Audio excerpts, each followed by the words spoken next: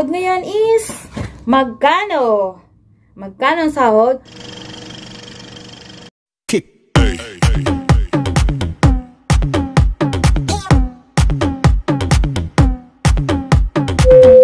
Hey guys! What's up? It's me again, Regina, and welcome to my YouTube channel. If you haven't subscribed yet to my channel, please pa-subscribe and pakihit na rin yung tiny bell button para updated kayo every time na kapag tayo mag-upload. For today's video is, pag-uusapan natin ulit yung sahod dito sa Hong Kong.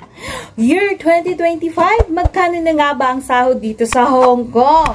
Well guys, ang sahod sa Hong Kong is kakataas lang last October 2024. First day of October. September 30 po yun na-announce, 2024. And then, until 1 year po yun guys. And now, we are waiting again on this coming September, end of September. Yun, mag-a-announce ulit kung may dagdag pa. May dagdag ba kaya this year? Usually guys, every year po talaga nagdadagdag ang sahod dito sa Hong Kong. Na-freeze lang siya last time during pandemic time. 2 years po siyang nag-freeze. Hindi po siya tumaas. Yung food allowance lamang po ang tumaas dito nung kasagsagan ng pandemic. And then, so, back sa ating topic, magkano ang sahod ngayon dito sa Hong Kong? Ganun pa rin, kakataas nung October, first day of October, nag-start po sa lahat po na nakapirma ng kontrata, October 1, 2024 until October 1, 2025 this year. Sorry guys, ang kamay ko.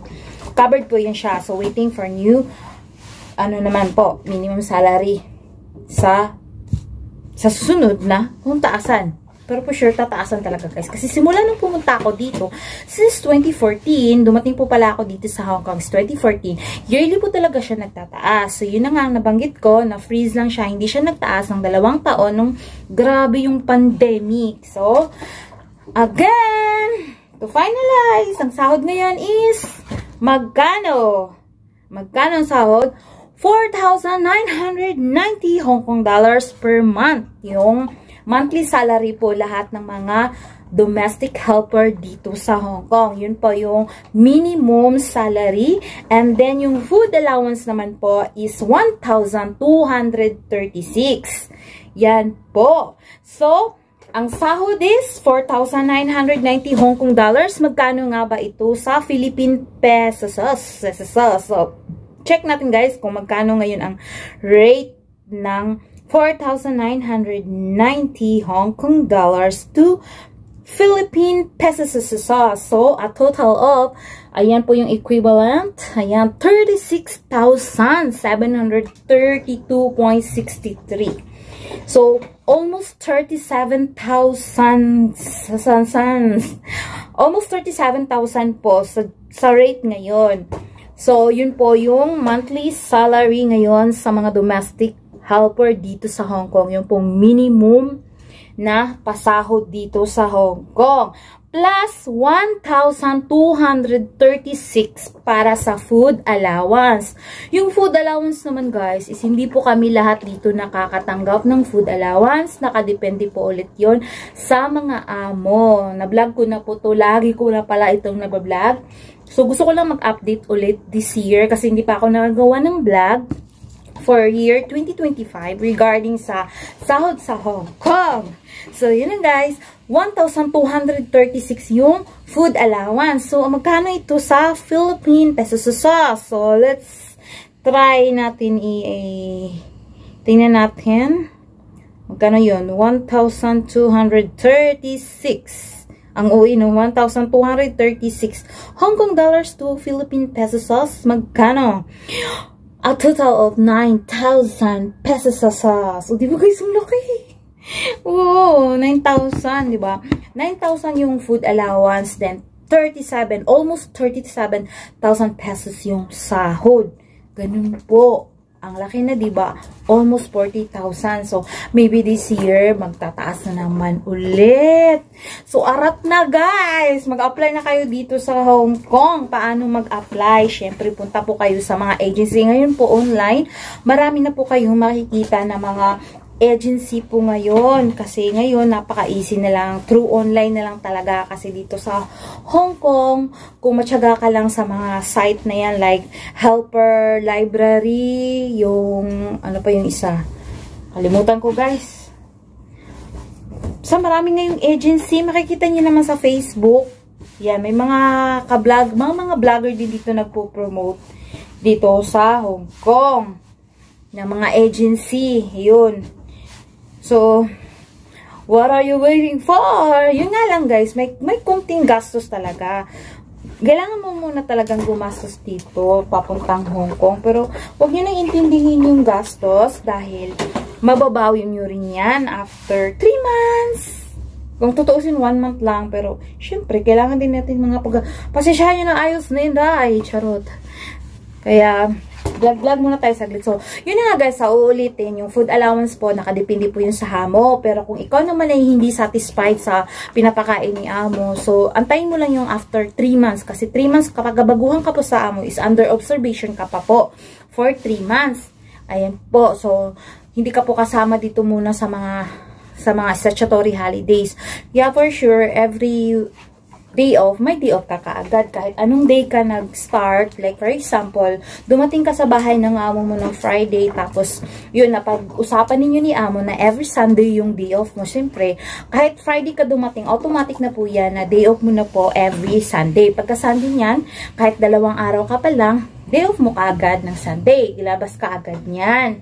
So, yun guys. So, yun nga, under observation kayo yung patungkol sa food allowance after 3 months. Kung talagang hindi mo matiis, kasi syempre, ako nga dito sa amo ko, kaka-start ko, observe lang ako, tas hindi ko talaga nagustuhan yung pagkain. So, pero pinalagpas ko pa until 7 months. So, after 7 months, nag-try ako. Kasi wala namang masama kapag i-try natin, diba? So, nag-try ako sa amo ko, hiningi ko talaga yung food allowance ko kasi hindi ko talaga kaya yung pagkain ni amo, lagi siya noodles. So, hindi ko talaga kaya. Lagi akong gumagamit ng sarili kong pera, bumibili ng snacks. Kasi, limited lang talaga dito ang kain, guys. Wala masyadong mga pagkain kasi nga napaka-conservative ni Lola. Ano siya, ano niya sa mga pagkain. Ayun yan, ng mga katamis. Daming iniiwasan. So, kaya wala masyadong pagkain dito sa bahay. So, tapos bilang yung tinapay, bilang yung itlog. So, nag-persecute talaga ako, nagsabi kay Lola na sa amo ko na kukunin ko na lang. Kaysa ganun, diba? Kasi bilang ang hirap ng ganun. Tapos, lagi kang gumagamit ng pera mo. So, yun. Luckily, binigay naman ni amo para satisfied daw ako. Kahit minimum lang din naman yung sahod ko, guys. Kahit matagal na ako dito sa amo ko, 3 kontrata na ba ako, pang-4 na. Kakasign ko lang last December ng pang-4 na kontrata. Konti lang din yung increase. Kunting-kunti lang. Pero, okay na rin. Okay lang din naman as long as, pinasahod tayo ng maayos. So, yun. Tapos, yun na nga, may food allowance. So, budget lang talaga. So, ang tanong, maganda ba kapag food allowance? Syempre, may advantages at saka disadvantages talaga yan. Pero, mas maganda pa rin yun. Pabor din yun sa iyo kasi, yun, mabibili mo yung gusto mo. Tapos, hindi mo maiiwasan mo magdukot sarili mong pera kasi, yun, provided na, diba? Tapos, nasa iyo na lang yun kung paano mo siya babudgetin the whole month. Kasi kung tutuusin, yung 1,236 for the whole month na food allowance is, yung daily niyan is 40 Hong Kong dollars. So, biruin mo, kailangan mo pagkasyahin yung 40 Hong Kong dollars in 3 meals. So, of course, kung lagi kang bili ng pagkain na ready-made, kain sa labas, talagang ma-short ka. So, diba? Kapag bibili ka ng, makasave ka. Diba? Sa depende lang, discarte na lang talaga. Kung tipid tips na lang, kung ma-discarte ka, makakatipid ka, nakakatulong. Ako nga, nakakatulong din. Pero panay kayo kain ng snack. So, dun, medyo malaki yung magastos natin dyan sa snacks na yarn. Kaya, tumataba. So, I hope guys na nagustuhan nyo itong video na to na walang kwentang video na charot. So, yun na guys. Ang sahod ngayon dito sa Hong Kong is 4,990 Hong Kong dollars. Equivalent to pesos is almost 37,000. sa rate ngayon. And then, food allowance, 1,236, equivalent to 9,000 pesos. So, ano pa hinihintay nyo? Arat na! Apply na kayo dito sa Hong Kong. Maghanda lamang po kayo ng mga almost 30,000 siguro. Ay, depende kasi yung iba, guys. Alam nyo, yung marami akong na-interview, every time na kapag may nakita ako sa labas, kapag tuwing day off, tinatanong ko sila magkano nagastos sila. Pero majority pa rin yung almost 50, 40, 30 something. Ganun talaga, mostly yung nagagastos. Kasi maski rin ako.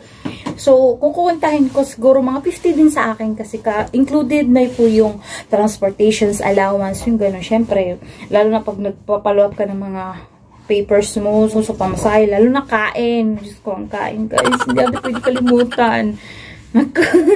So, hindi ko na masyadong pahabaan itong video na to. Kung tinapos mo itong video na to, maraming salamat. I hope to see you next time for my video. Hindi ko na alam anong sabihin ko, guys. So, yun na nga, guys. Bye-bye! See you again. Bye! Nagplansya pala ako, guys. Kasi yung amo ko is wala dito. So, So, the same time, vlog-vlogan muna. Ay, guys, tumawag. Tawag na. Susunduin ko na yung amo ko. Hello, ma'am? Kaya, Okay, ma'am. Okay.